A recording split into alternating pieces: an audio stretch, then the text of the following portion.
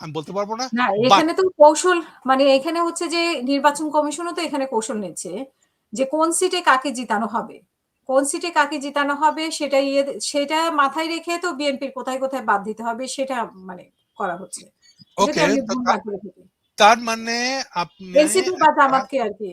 তার মানে ইউনূস সাহেব আর নির্বাচন কমিশন মিলে আমাদেরকে একটা সাজানো নির্বাচন উপহার দিতে যাচ্ছে, রাইট? হুম, পরিণতিতে এটাই হবে। তাহলে এই প্রশ্ন উঠবে, হাসিনা বলবে আমার কি দোষ? আপনারা স্বাভাবিক। যে আমাকে দোষ দেন ৩ বার না ৪ বার নাকি ইলেকশন করছি, তো এখন আমার কি দোষ? যেটা প্রায়ই বলে, আমার কি অপরাধ?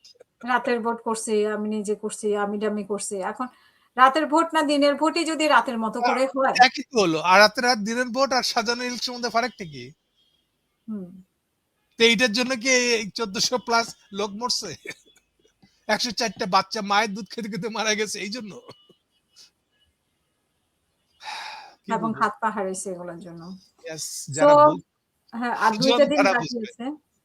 আমরা এই ২ টা দিন দেখি। দাদা আমরা শেষ করব আপনার শেষ বক্তব্য আজকের অনুষ্ঠানের জন্য এবং আপনি মানে উপসংহারে কি বলতে চান এই পুরো নির্বাচনের মাঠের এখন যে উত্তেজনা বিরাজ করছে যেটা একদিকে বিএনপিকে জামাতা আঘাত করে কথা বলছে, এনসিপি তো মুহূর্তে মুহূর্তে আঘাত করে কথা বলছে, বিএনপিরও আমি দেখি যে ছাত্র দল নেমে গেছে, যদিও সিনিয়র নেতারা এখন কিছু বলছে না, চুপচাপই আছে। সো এই পরিস্থিতিতে আজকে ডক্টর ইউনূস জাতির উদ্দেশ্যে ভাষণ দিয়েছে। আমি যতটুকু দেখেছি উনি ভোটের ব্যাপারে কথা বলেছে। আর বেশি কিছু সেরকম খুঁজে পেলাম না।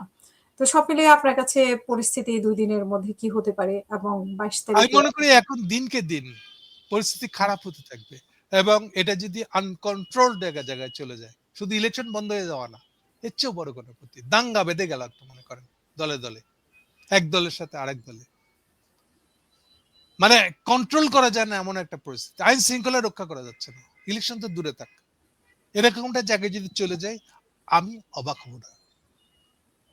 কারণ এইরকম আপনি এত কিছুর পরও আপনি যদি মনে করেন আপনি এত ওস্তাদ যে আপনি একটা সাধারণ ইলেকশন করে চাইলেই করে দিতে পারেন, তো এই উস্তাদের খেসারত দিতে হবে না আপনাকে? সেই খেসারত দেখার জন্য আমাদেরকে হয়তো ওয়েট করতে হতে পারে, এবং তা হবে এই মাসের ভিতরে। মানে যদি এই মাস দাঙ্গা যদি লেগে দাঙ্গা আ- লেগে আ- যায়।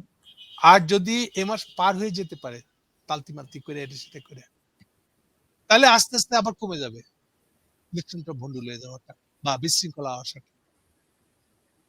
যা কিছু হওয়ার পিক আবার উঠবে এই মাসের শেষে। না, হুম। এক্সাক্ট ডেট বলাটা, আমি গণক না।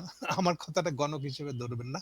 আমি যেভাবে মানে বুঝছি, আপনার অনুমান ভিত্তিক যেটা বলছেন। পরিষ্কার করে বলি, আমি যেরকম ভাবে সিচুয়েশন বুঝতেছি, আমার সেই আন্ডারস্ট্যান্ডিংটা বলতেছে যে এটা পিকে